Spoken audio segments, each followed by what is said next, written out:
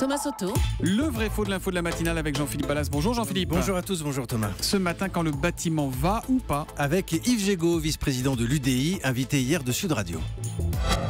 On ne construit plus assez de logements. Je rappelle que depuis que François Hollande est au pouvoir, on n'a jamais aussi peu construit de logements.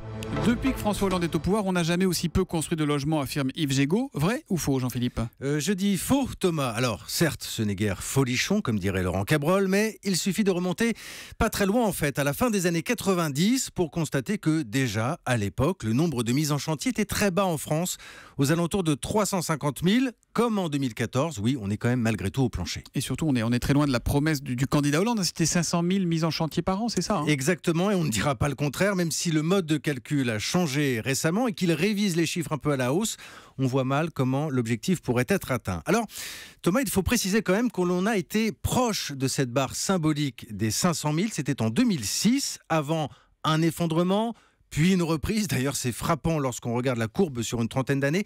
On a vraiment une impression de montagne russe, en fonction notamment des mesures fiscales.